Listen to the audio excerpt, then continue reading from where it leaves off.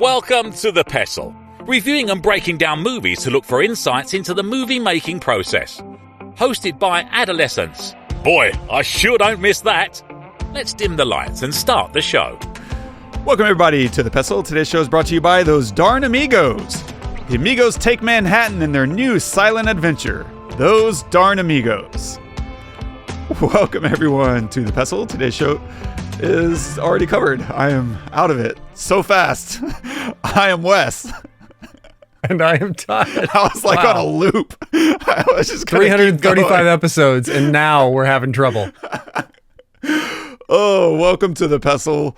We are filmmakers. We act and write and produce music, all kinds of things. And dude, I don't know. I'm sure we'll talk about this, but the film we're covering, Zach Cregger, you sent a clip that he scored his own film. And I love that. Not for him, in general. I know Robert Rodriguez does the same thing. I wonder how many other filmmakers work on their own, because this is something I've thought about, and I was like, no, I'll let other people worry about that and who are better at it, and I already have so much on my plate. But I wonder if there is a moment when you're not pressed for time where you're like, I don't mind taking an extra, 2 or 3 weeks, because you kind of have to, right? Like if you're going to score something, you can't just do that last minute while you're editing. It has to be like, my editing is like 95% locked, and if I need to nudge something for the score, then okay. But otherwise, I need to really now enter into whatever the scoring zone. But maybe that's also the benefit of him having his own, I don't know, editor. I doubt he edited this, although at this point, who knows? No, he did. He said it in the clip that he did. He edited and scored? Yeah. Yeah, he said that he invited his friends or whatever to New York while he was editing. Like that was what he said in the clip. Oh, okay. Well, the editor is listed as Joe Murphy, so I don't know if that's... Yeah, I mean, maybe what he meant was he was in the room. Gotcha. But like the actual editor was this guy. Yeah. Okay. Yeah, I don't know. That's really cool. Do you think there's something to being so... There's gift and a curse, right? Of being so tied into your film that you need outside perspective to come in. But isn't there something also really cool about the idea of auteur, right? Like, this is my thing. I'm creating it. This has my thumbprint on it. I am the author of this film. And taking that to another level of also I'm working and collaborating with the score. How does that strike you? Yeah, both ways. The first way is, hell yeah, do it all. Know how to do it all and do it all. If you don't have a budget and you don't have the ability to go to somebody who does that for a living and is an expert at that, do it. Like if you're making a movie, Wes, and you don't have money for scoring, and I'm unavailable and Scott is unavailable, and you need to make something, you will make something. You know how. Like, you can do it. Mm-hmm. And that also helps you when you do get to work with someone, because you know what your taste is, and you know kind of like where to start. If I make a piece for you and I send it to you, you more often than not know this is not the direction I want to go in, or that, yeah, this is cool, let's just change a few things or whatever, need to hit this beat, and then we work together. But because you know how to do it. I mean, and so with all that said, yes, do it all. Like, that's amazing.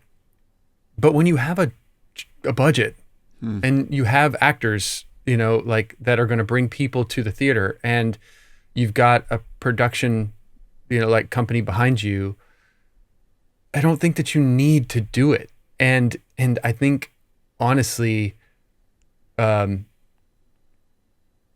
let's get into the synopsis of everything. Sure. And then we can talk about things. Things. What are we covering then? Yeah, so today we're covering Weapons, which is out in theaters now.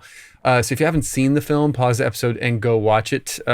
It's good on a big screen, so we don't want to spoil anything for you. Yeah, we're going to touch on a handful of things. We'll look at some of the cinematography very lightly, talk about zooms and high angles, and that's almost the extent that we'll talk about it. I just said it. And then we'll also dive a little bit into story and writing, talk about witchy stuff, and other such stuff and things and stuff. And a quick synopsis of the film. When all but one child from the same class mysteriously vanish on the same night at exactly the same time, a community is left questioning who or what is behind their disappearance. It's written and directed by Cregger, cinematography by Larkin Seiple, featuring Julia Garner as Justine, Josh Brolin as Archer, Benedict Wong as Marcus, Alden Ehrenreich,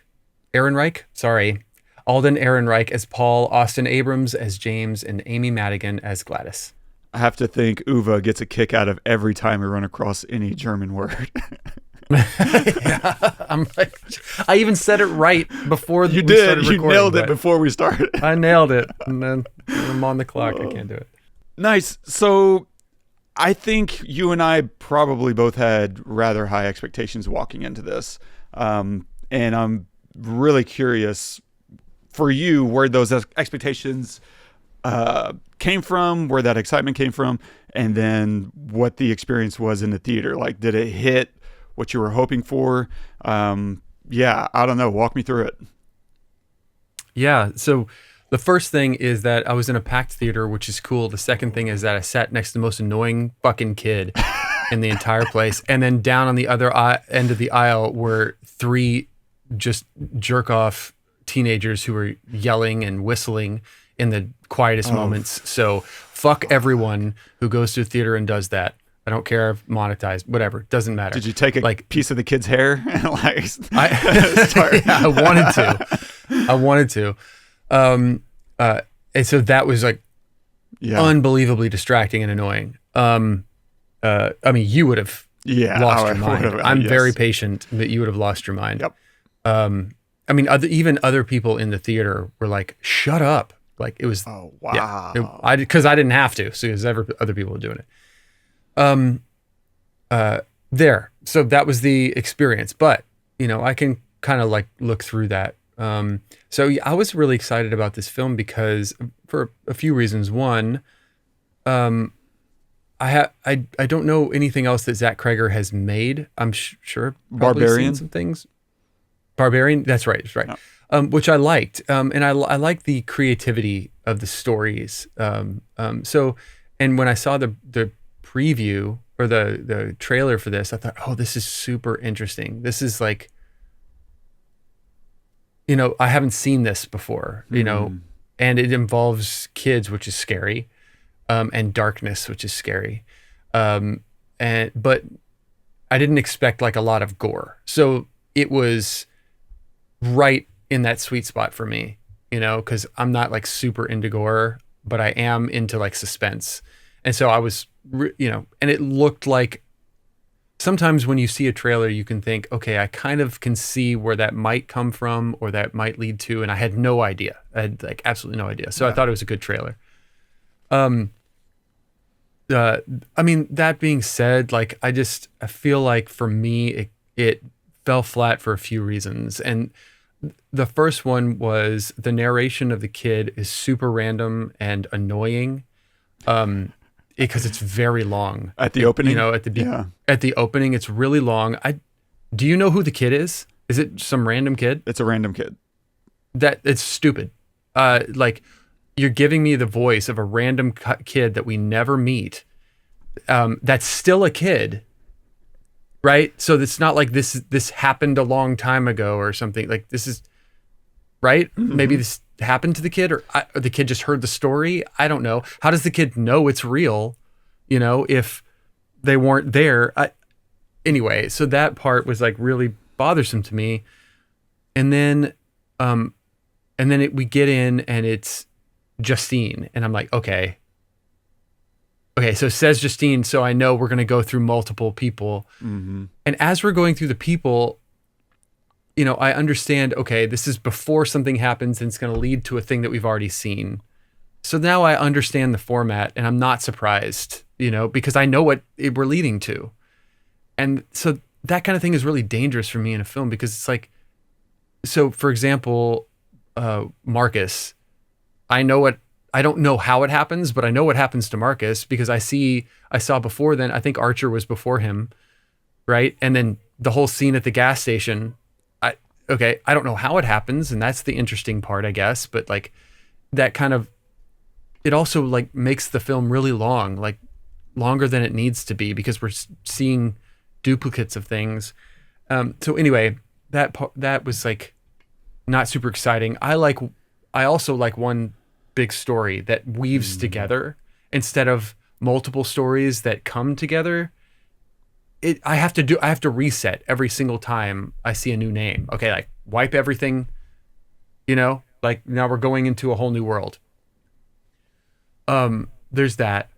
I thought that, well, I'll get back to this. I thought that the cinematography was okay. It was way too dark in a lot of places. And I like darkness, but there were several scenes where I'm like, this is unnecessarily dark to where I can't see it. And, like an important thing. And it's not to be scary. Like maybe they thought it was to be scary, but it just looked underexposed to me. A lot of it did. Cause even, I mean, you're a cinematographer, even underexposed or even dark shots can be not underexposed. Does that make sense? Mm-hmm. Yeah.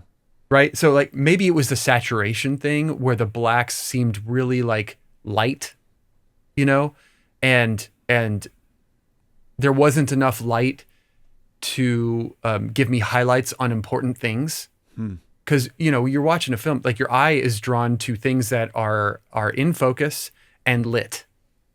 So if you want somebody to look at a thing, you at least shine a light to highlight the area where you want them to look. And I felt like the blacks weren't black enough, and I didn't have highlights on things to know exactly in that moment when we cut to a thing where my eye should go.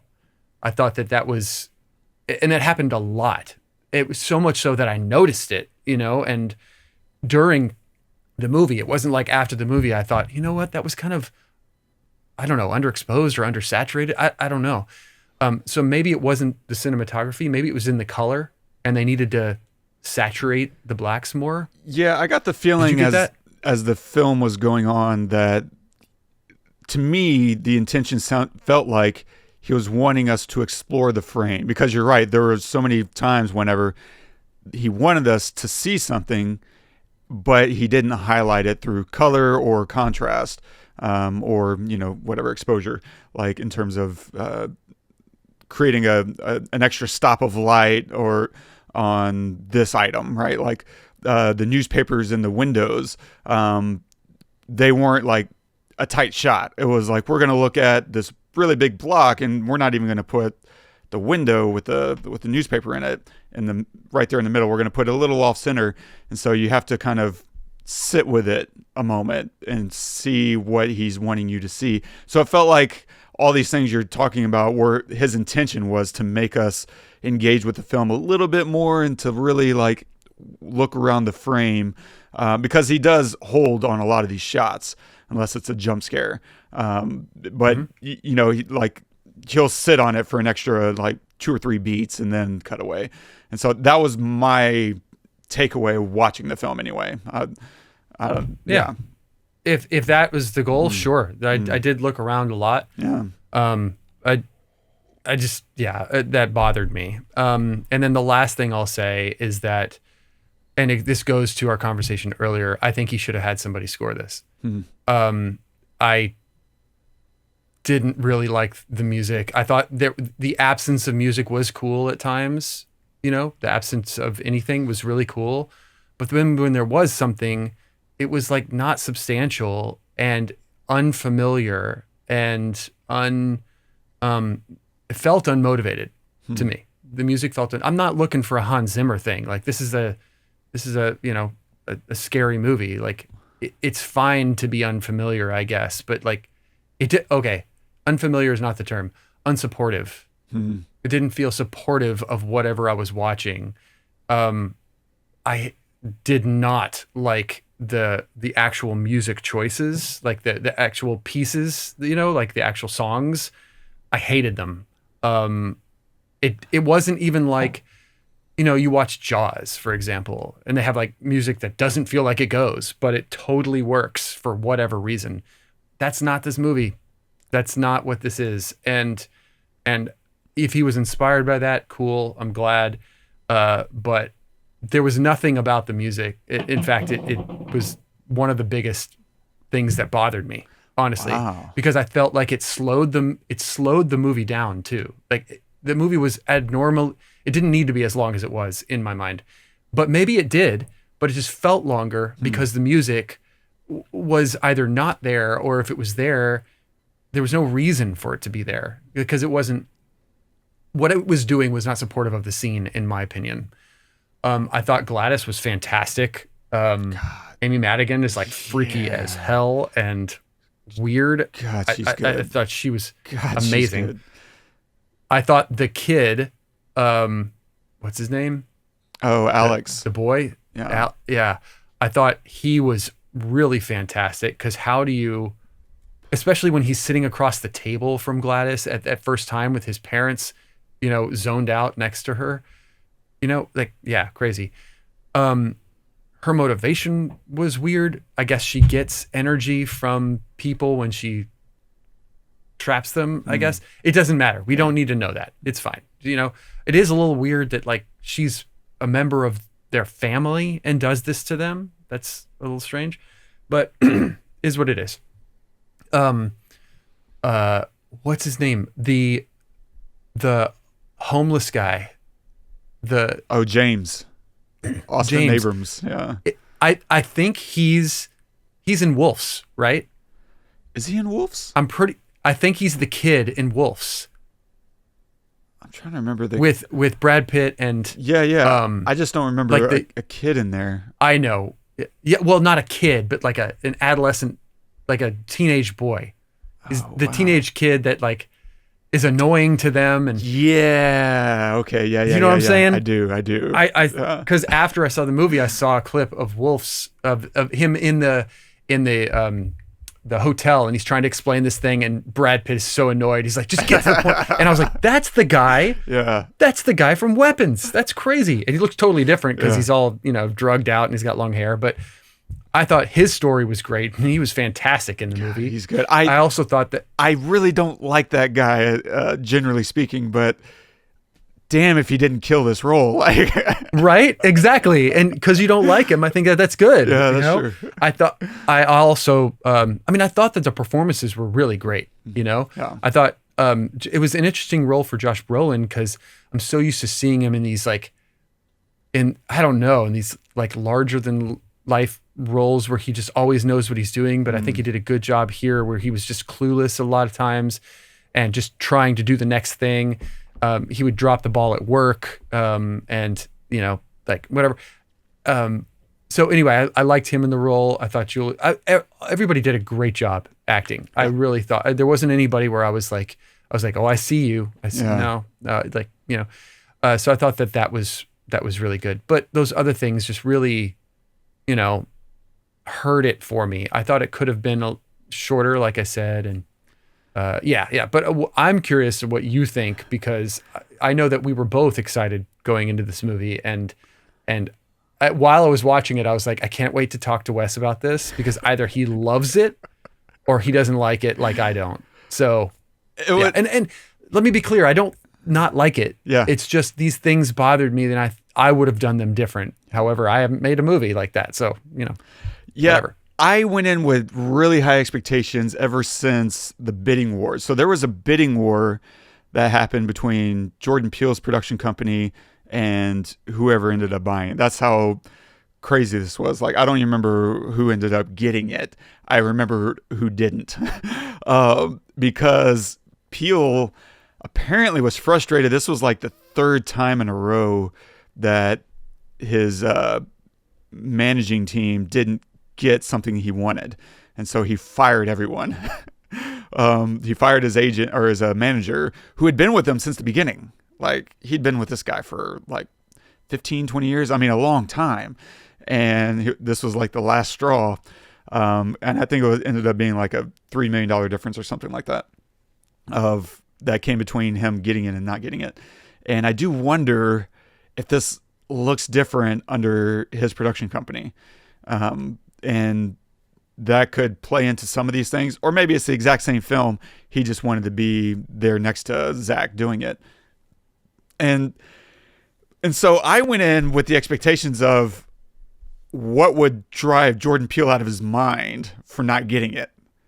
Like, what was so amazing in this script that it was just making people kind of lose it. So for me, that was what really set my expectations, as like the tastemaker is like dying to have this film and he's firing people because he didn't get it. And so like, for me, I just keep imagining like everything in the script, and all I knew at the time in the trades was like, it was something about witches and it was called Weapons. And so that was all the information I had. Weapons and witches. Like, what is this movie gonna be? And so my imagination as a writer kind of went ballistic. And so I walked in really, whenever I start to anticipate a film a lot, I can go into this weird place in my head where I can't even enjoy the thing I'm trying to watch. This was the feeling I started getting with Game of Thrones. It was what I got with Endgame. It was what I got with any time Nolan releases a sci-fi kind of movie. I get this thing, and it's like my blood starts to boil a little bit, and there's this buzz that goes off in my head where I can't focus or concentrate even on the movie. It ruins the movie because I'm so excited about the movie.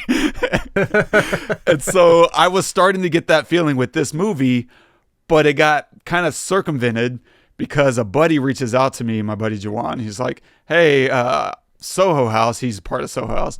He's like, hey, they're going to do an early screening if you want to come watch it. And so it's like I didn't get time to actually get that buzz in my head. And I got to just walk in last minute, sit down and watch it. And so it was actually a big relief.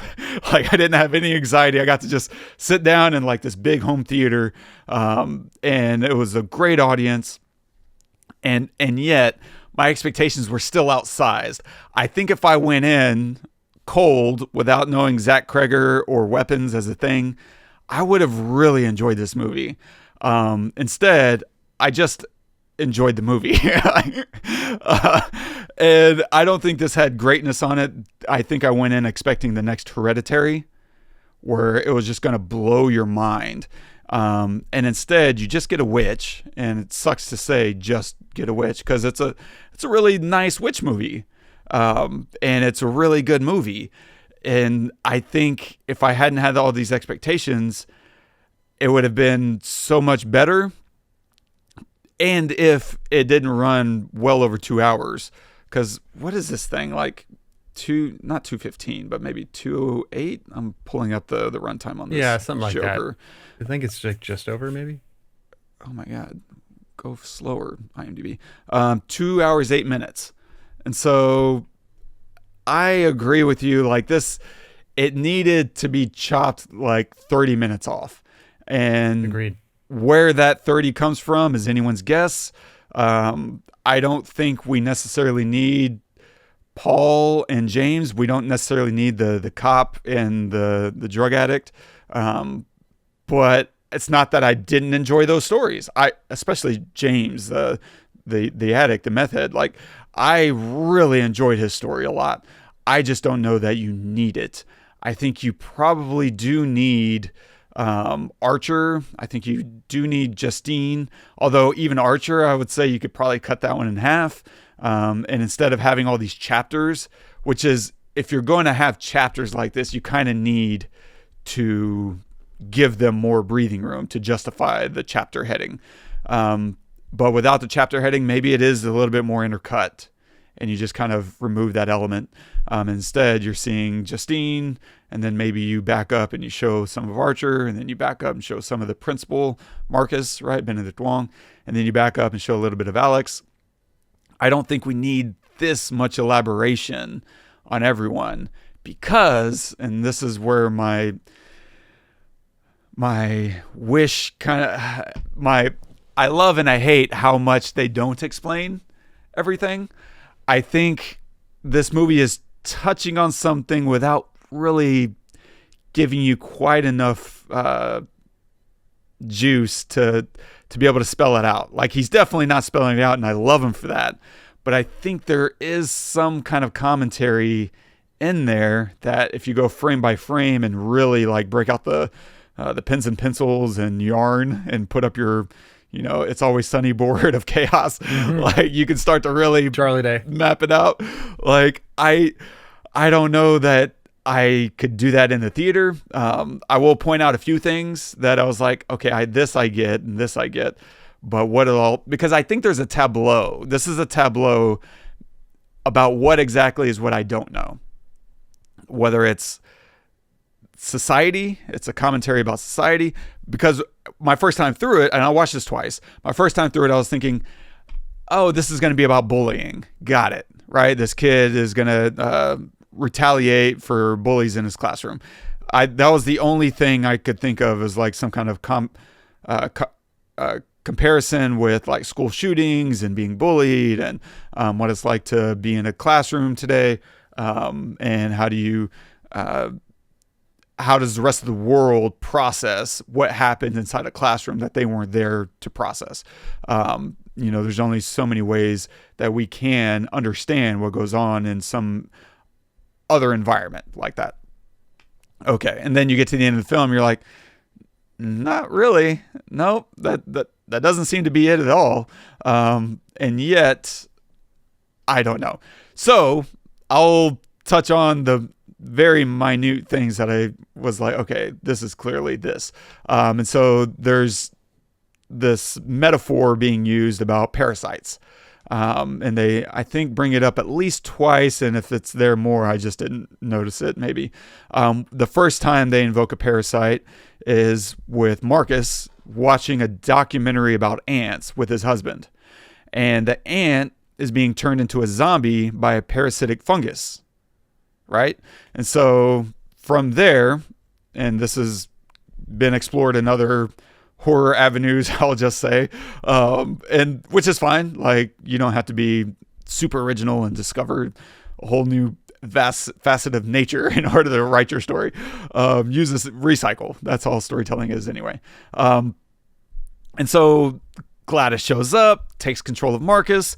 He attacks his husband. He vomits his goo. It's very ant-like, and then kills him, right?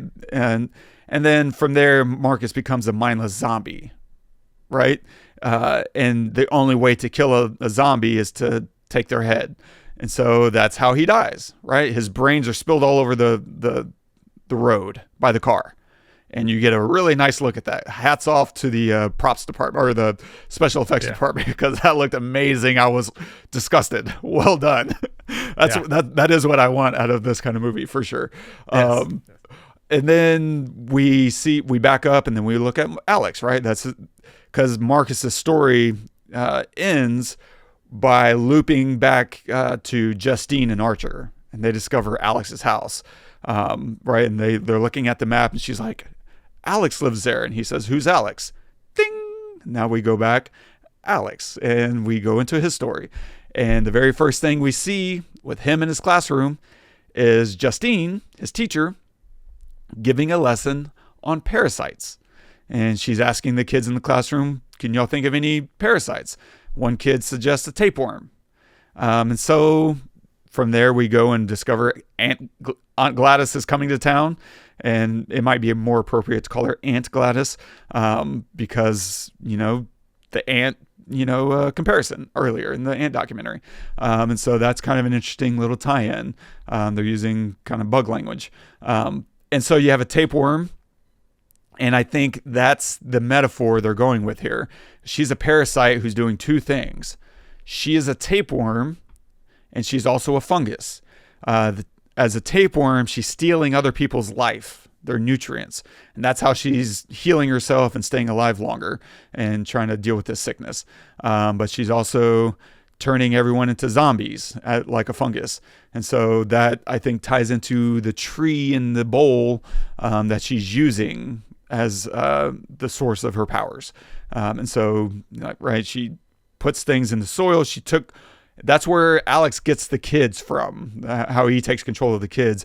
She had taken all those kids and put them inside the soil, into the fungus. And so she was sapping. That's how she was using up everyone's life, was through the soil in her little dish. Cool.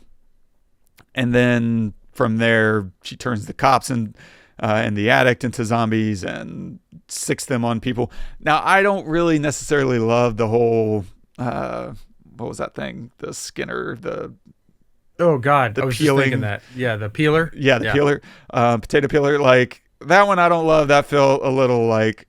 I mean, it's fine. It's a horror film. I just my personal It's not taste, quick enough. It's like it's like so slow. We're just gonna torture the audience a little bit, and I guess for that it's fine. I guess, but as a filmmaker, I'm like, that feels a little cheap. It feels cheap to me. You're being way more forgiving than I thought you would be. Yeah, to be honest, I just think it ran long, but I think he's doing a lot because, okay, outside of the metaphor of the parasite, what else is being talked about here? Like, because that's just still kind of inside baseball, kind of like we're still within this world. And this is how this world is operating. But as a metaphor, what is the film touching on? And that's what I can't quite put my finger on, because it is interesting that we are looking at a lot of different aspects of a town. We're looking at a teacher, we're looking at the teacher's principal, and so there is a bit of authority pecking figures that is happening here. We have a principal who's over the teacher, and we have a student who's under the teacher. And so there's a very clear line of, I follow what this person says. And then you have parents over, the child. But then we have someone from the outside who comes in and wrecks everything, wrecks this whole town. And this is the part that I really find interesting, is you have an outsider who creates so much havoc in the entire order of the town. And what does that outsider represent is what I can't quite figure out. You could say she's a clown, and this is where I'm like, is this kind of some metaphor for politics? And how we let someone come in from the outside and completely disrupt our, biosphere, right? Because she's wearing this kind of clown makeup, right? She's got this crazy wig, she got this crazy makeup, she's putting on an act for everyone, and yet she's kind of abusing this kid, and she's not letting the kid tell anyone. And so now this kid has a secret that he can't tell, and the result of that is all the town is blaming all the wrong people. And maybe the only innocent person in this whole film is the teacher. I don't think she really does anything wrong the entire time. And yet, when we meet her, she's being blamed for everyone's problems. And everyone is not taking ownership of the stuff that they're actually doing. She meets the cop, Paul, in the bar, and this guy's like, yeah, me and Donna aren't really happening right now. She's like, oh.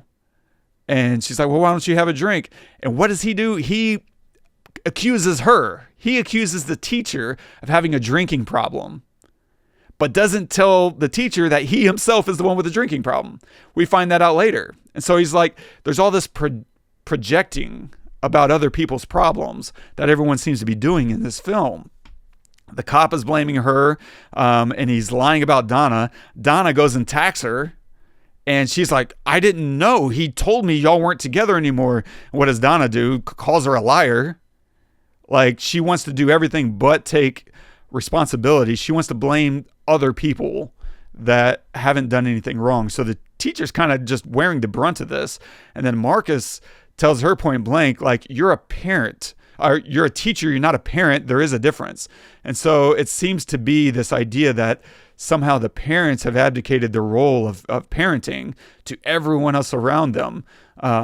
And so I don't know exactly what's being said, and this is kind of my frustration of I wish maybe there was just one more sentence somewhere in this movie, and maybe there is and I just missed it, but I wish there was just something else that gives me a little bit more of a clue of what he's trying to say. I don't need it completely spelled out, but give me just a tiny bit more to hang my hat on, because I don't know.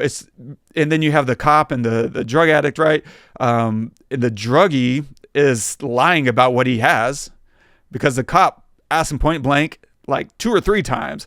He's like, if there's something on you, and I don't want to stick myself. He's like, no, I don't have anything. And he immediately sticks his hand in his pocket and gets jabbed, freaks out, knocks the guy out, lies about it. He covers it up. That's his first instinct, was to not take responsibility for his actions. And so there's this running theme of people not taking responsibility for themselves.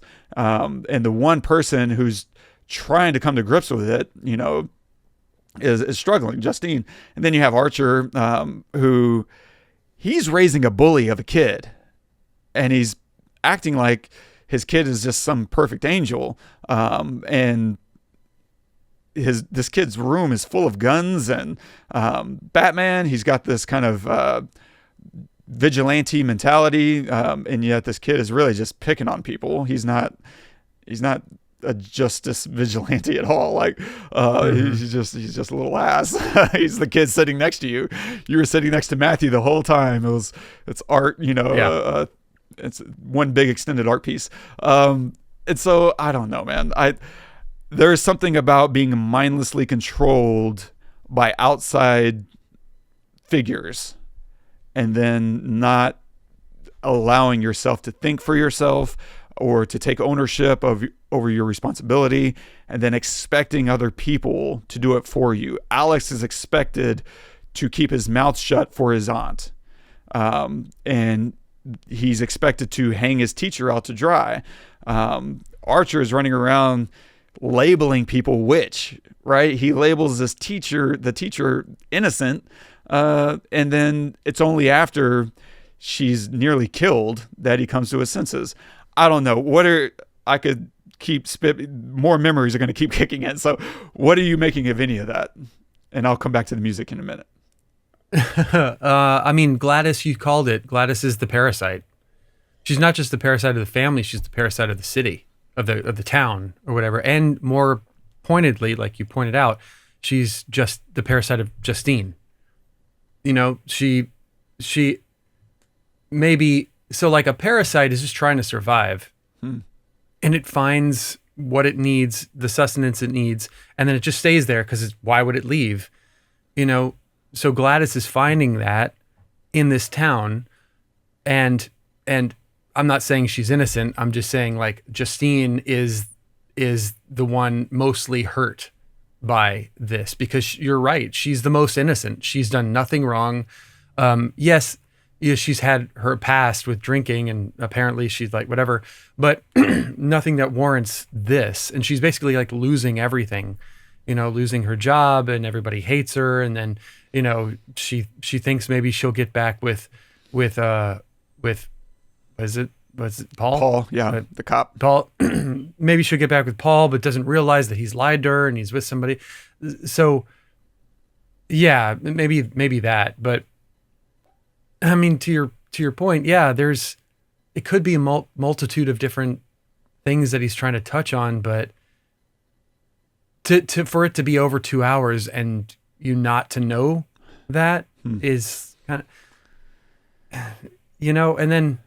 and then again, the narration is unnecessary. It's like you could put text on the screen, a few lines of text, and get us into it. We don't have to have the exposition of all this. And it wasn't freaky. It wasn't scary.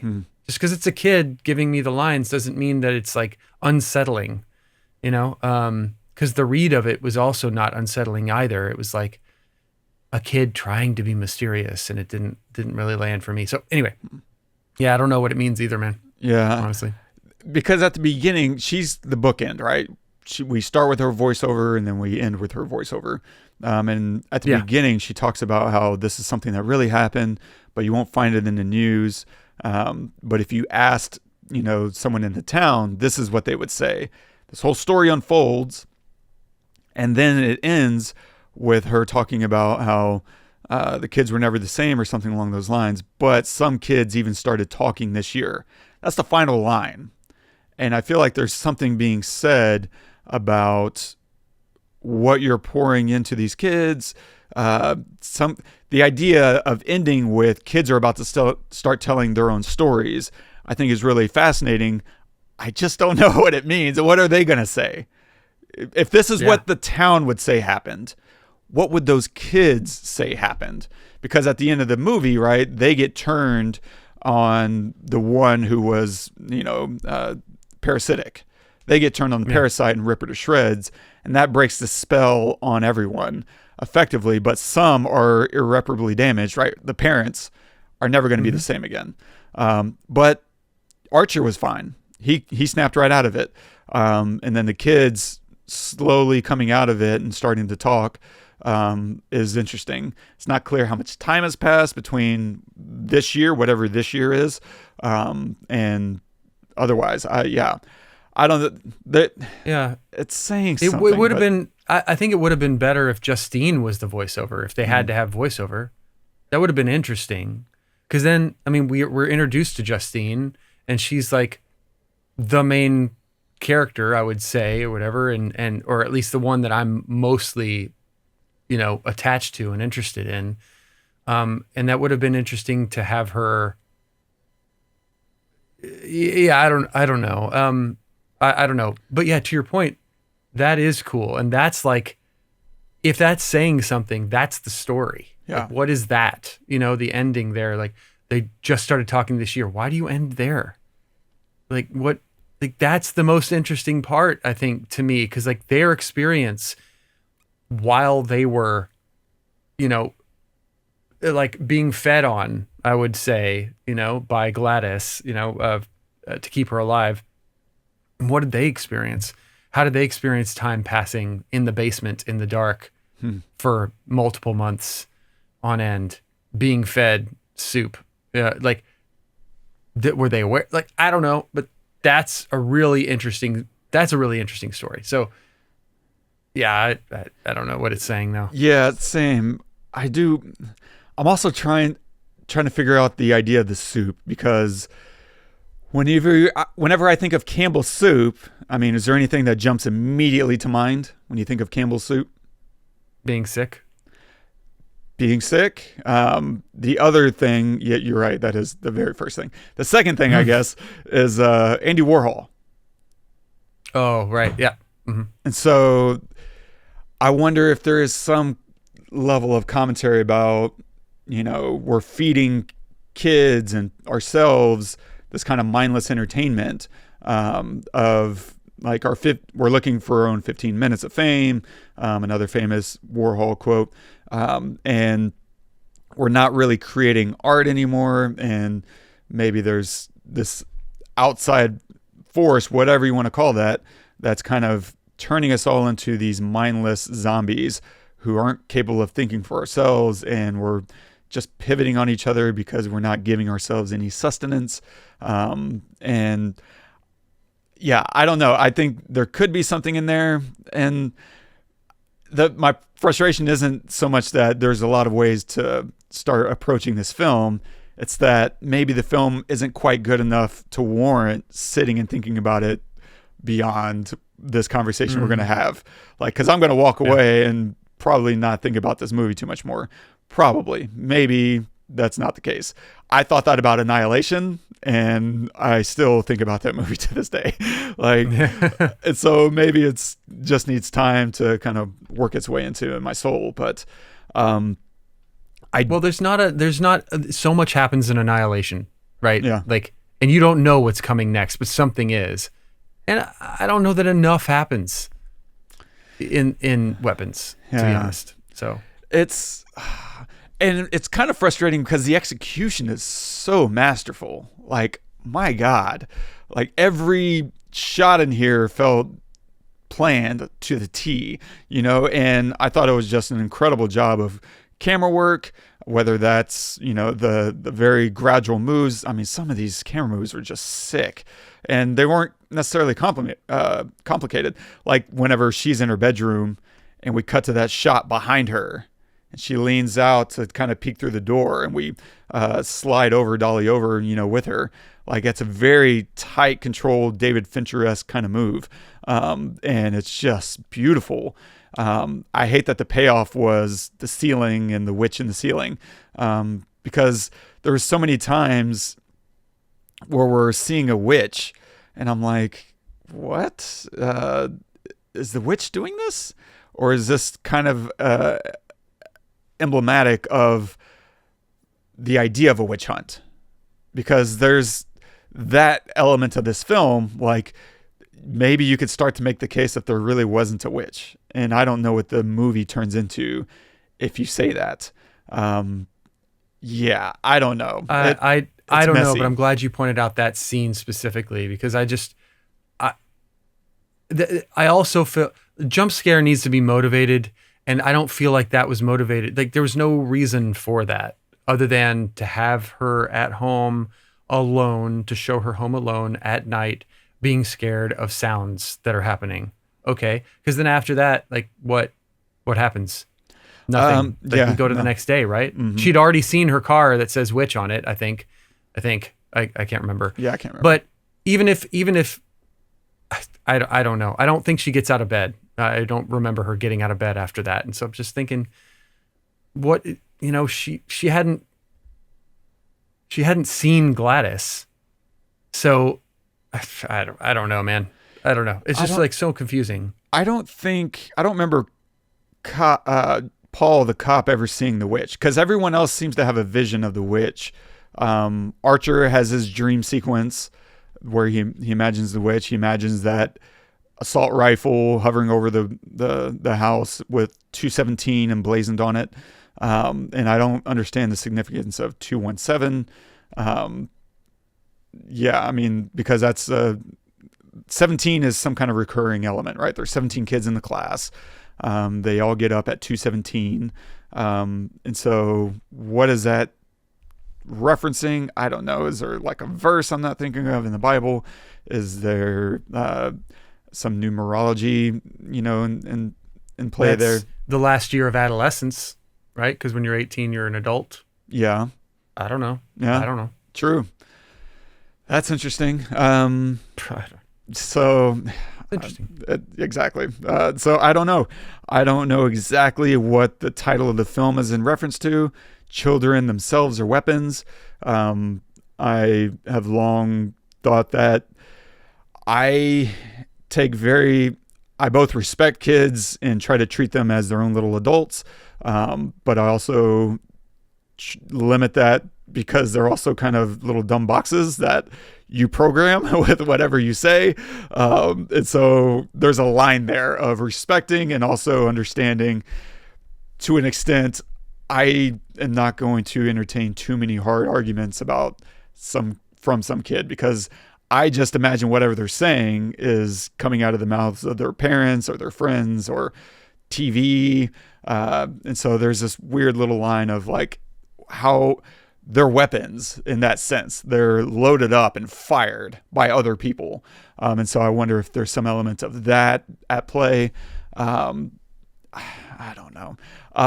But I do want to disagree with you on one thing, which is I actually loved the music. I freaking loved the score. Really? Yeah. I thought it was its own funky thing. Now I will acknowledge it may not be very holistic in its approach. And it's just kind of playing each moment as its own thing.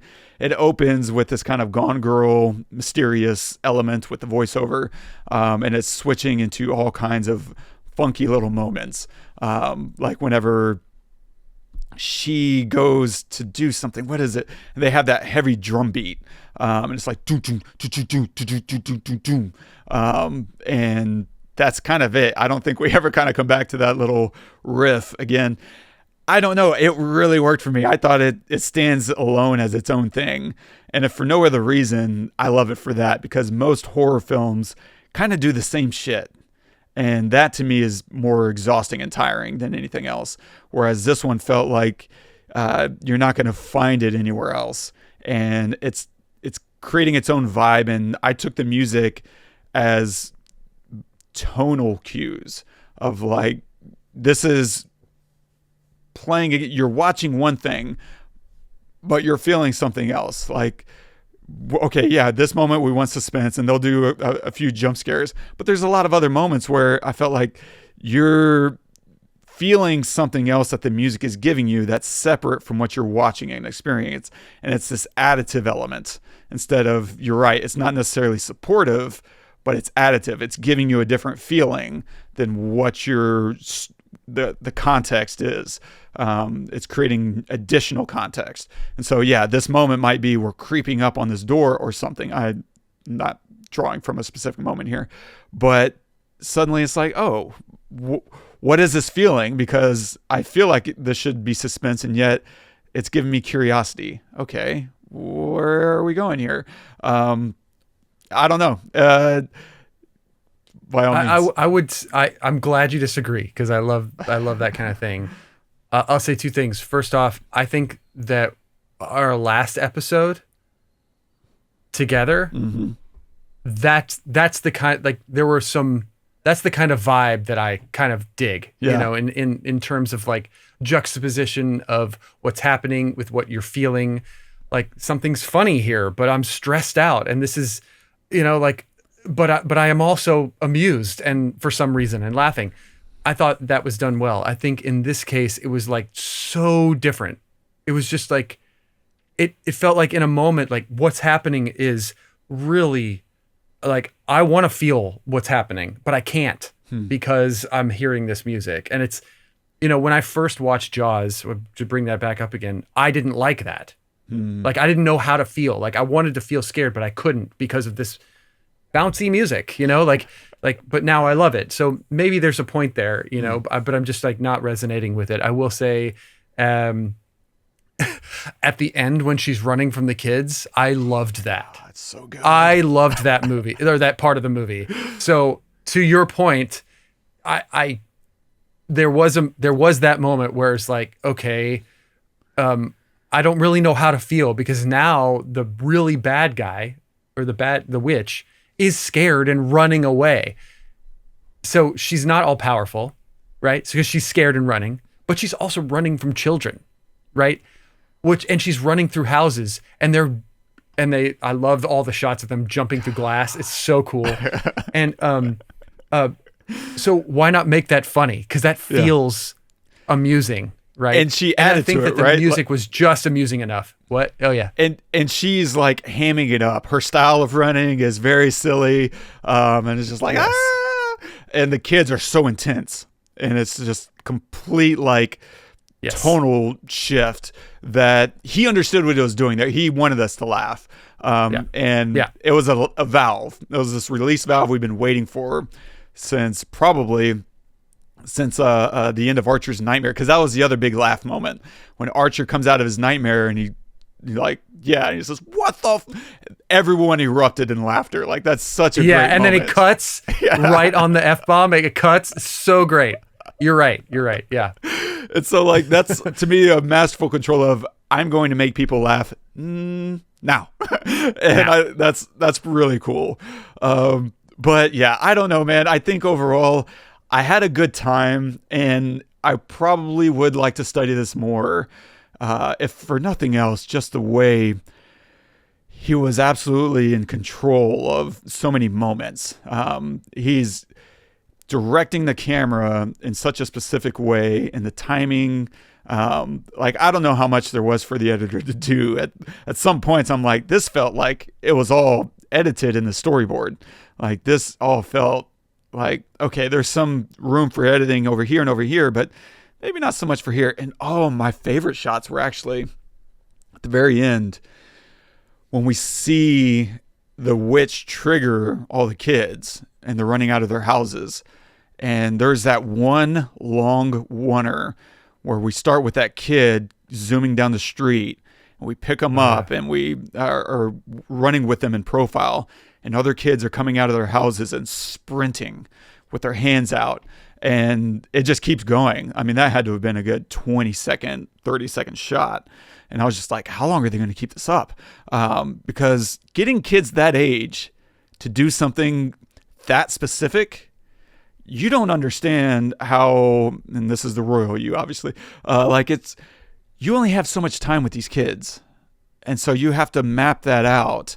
And I mean time in so many ways. Like literally, I think you get in America like 6 hours, maybe 8 hours of kids on set. I think it's 6 that you have kids on set under a certain age, and maybe that age is 15 or 16, depends on the state that you're filming in. But you can only have them on set for so long, and then on top of that, even whenever you have them on set, you kind of only have their attention for so long. You're absolutely threading the needle about how to execute with their attention, with the blocking in place. And that clip that I sent, I thought perfectly embodied. I was just thinking of that clip. It's so great. I watched it like 3 times from The Witch. Oh, it's so good. And working with kids are really fun. You do have to be very judicious in your casting of what kid you're going to want to do what thing. And I'll post the clip that if I can find it, assuming it's still there, I'll post it in the show notes, because it's just this clip from The Witch of this kid who will not act right. Like they're in the middle of a scene and it's one of those twins. If you've seen the movie, they're just having dinner and he just needs to sit and eat bread. And the kid hates the bread and he keeps pretending to eat it. He keeps making these weird faces, and the director clearly has never worked with kids before, because he was like, can you what does he say? Can you act normal? Can you eat like a normal person? And you can hear the actors trying to help him, what's the dad? I forget his name, but he's like I don't know. It's such a great moment. It's Ralph Ineson from like Game of Thrones and a bunch of stuff, but his voice comes on, and it's like the voice of God, because he's out of frame. So good. Would you like? And so working with kids, you really got to be on your game.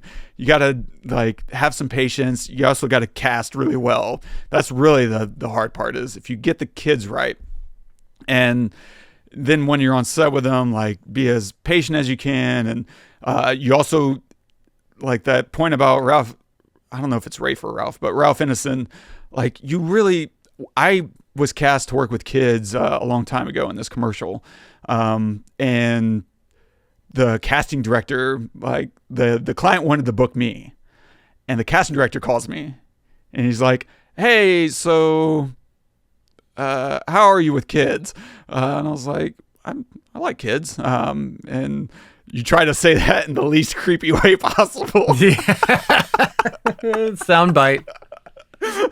I like kids. And I was like, yeah, I mean, I have, a niece and nephews, and I used to take my nephew from the time he was like 4 or 5 years old. I would take him for a week and just, hang out with him. He's like, oh, okay. So you don't have kids? That was his question. I was like, do you have kids? And I was like, no. He's like, are you good with kids? And that's when I explained, like, I've worked with my nephew for years. And he was just this unruly kid. And to a point where he eventually, I don't know if he got kicked out of school or if he just started doing homeschooling, because he just could not get along with his teachers at all. And yet he and I never once had a problem. Like, I'm someone who sets very strong boundaries. As a kid, you're going to know what you can and can't get away with. And that's never going to be under any kind of mystery. And so kids respect that. Kids tend to like structure. They like to know what their boundaries are. And if you give them that, you can do all kinds of fun stuff and go play army men and be ridiculous and play video games.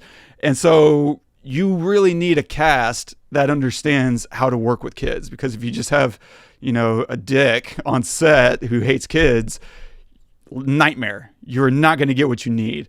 And so working with this many kids is so cool and dicey. But you really need a group of people who understand how to work with them. And so I was just really impressed with some of those shots, because you're working at all levels. You need not just a cast, but you need a crew. You need choreographers who understand how to talk and work with the kids, how to communicate, how to get the most out of them, and just to get some of those shots. Oh man, I was in love. Anyway, Dude, at the end, you know, they were like really doing that, jumping through. I mean, I don't know. Was the glass real? I don't know. But at least the fence was. You remember when they broke down the fence right into the camera? That was a great shot. That was, you know, they're piling up on against the fence, and then the whole thing falls down right in front of the camera, and you see them rolling. It's so cool. I wonder. I kept going back and forth. Like, is this breakaway glasses or is this VFX? Some of it had to have been VFX, but some of it really looked like breakaway. And I just kept imagining the conversation you're having with these kids. You cannot do this with normal glass. Like, oh yeah, exactly. Don't do this at home when you get back. I don't know, but anyway, great punchline to the movie. I wish it came like half an hour sooner, I guess. Yeah. Anyway, I agree. Final thoughts, man. Nice. I really would be interested to have seen what Jordan Peele would have done if it would have been different under his production company. I can understand why he would go after something like this. This is, I think, totally in his wheelhouse. Exactly. It's very. What is this? It's Monkey Paw. Is that what his production? Yeah, company Monkey is? Paw. Mm-hmm. Okay. I mean, and if you look at the trailer for his new film, it looks amazing. It looks so good. Anyway, I can totally see why he would go after this. I don't understand why he would fire, his maybe he's had other problems with, people, but whatever. But yeah, I think Zach Cregger is great at what he does. I just think that there were some missed things for myself in this film, and maybe for you too. Yep. But also, we disagree on some things. So this might be a thing where I come back in 5 or 6 years and watch it and be like, you know what, I was wrong. But I don't know. I don't think so. I do like seeing the performances of everybody. I think everybody did a great job. So. Well said. Nice. What are you going to recommend this week? So I'm going to recommend a film that I grew up with. And I mean, I wasn't alive when this film came out. This film came out in 1966, but it really was transformative for me when I was, I would say, like 8 or 9. It came on cable and I watched it and I was like, holy cow, I'd never seen anything like it. Because we weren't into the 90s yet. We didn't get I didn't have Jurassic Park or Independence Day and like all these big movies. So special effects was like a new thing for me. And so my recommendation is Fantastic Voyage. I don't know if you've seen that film. Not all the way through. I've seen clips. Yeah. Okay. I just loved it. And yes, I haven't watched it in a long time, and it might be very 1966. I'm sure that it is. But just like the special effects in it are incredible. Like, when they're flying into a heart, it looks like a beating heart from the inside, and how they did all of these, antibodies attacking people and stuff. This is 1966. This is well before Star Wars and all of that stuff. I'm just still to this day blown away about how they did a lot of these things.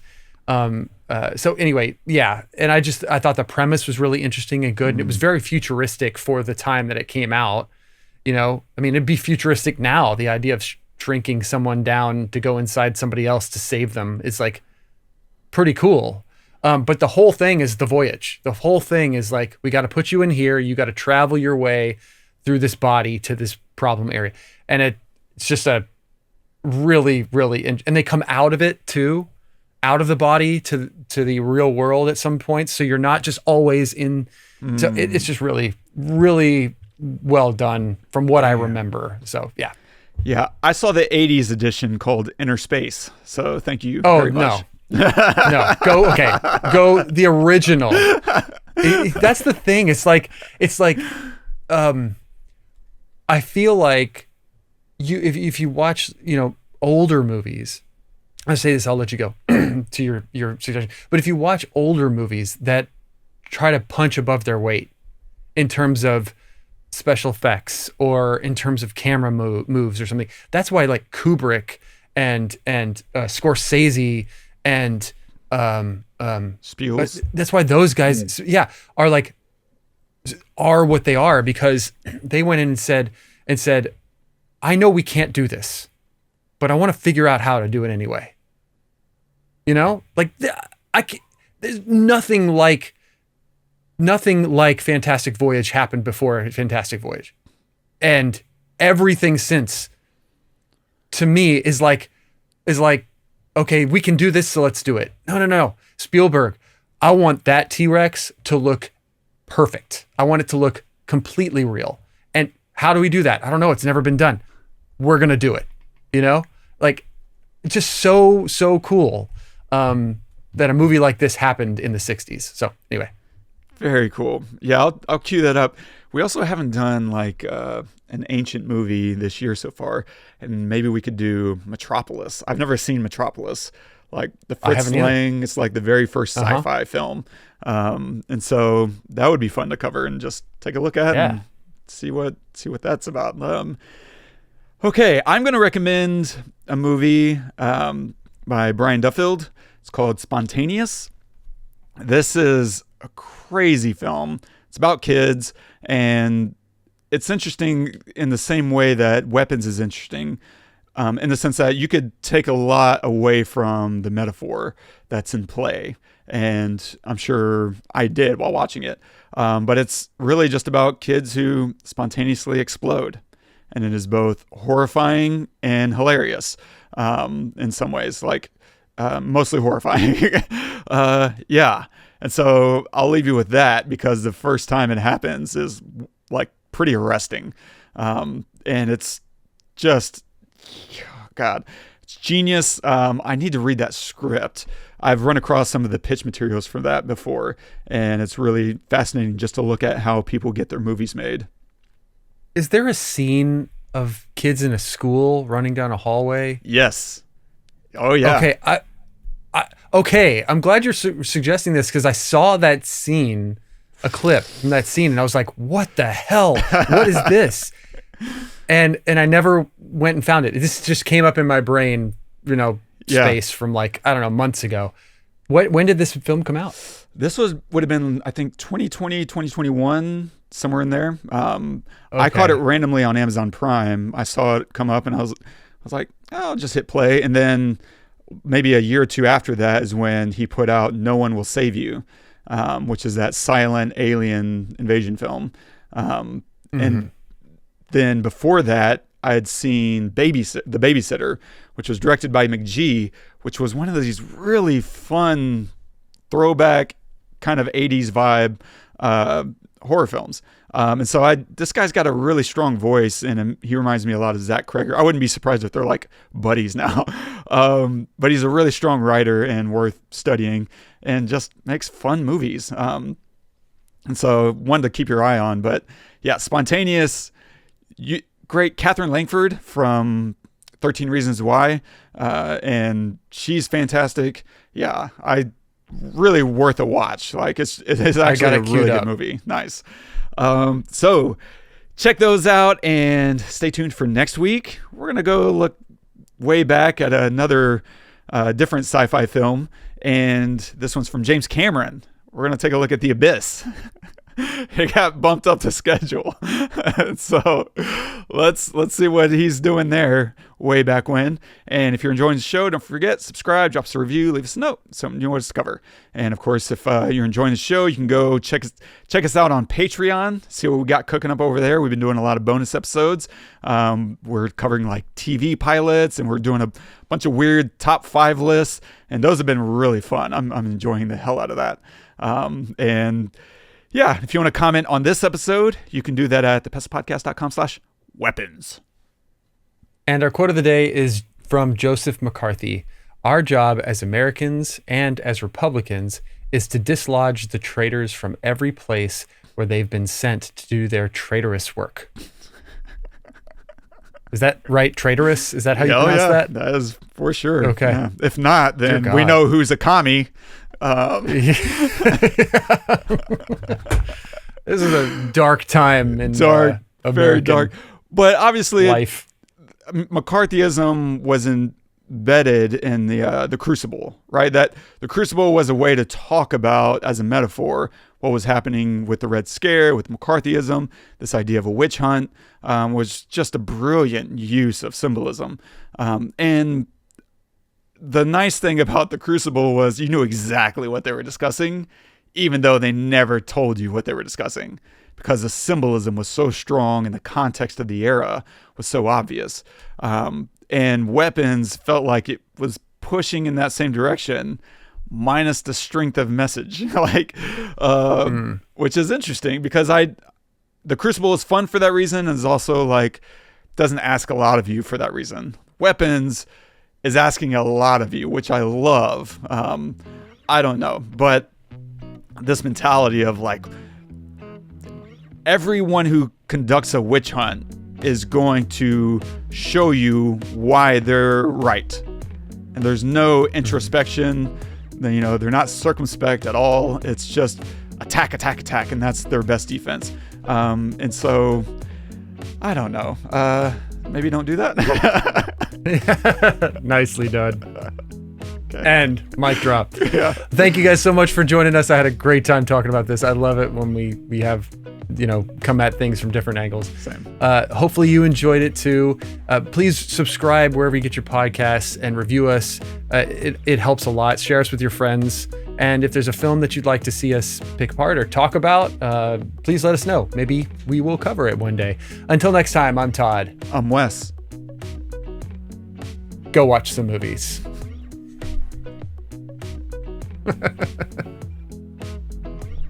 You know what? Yeah.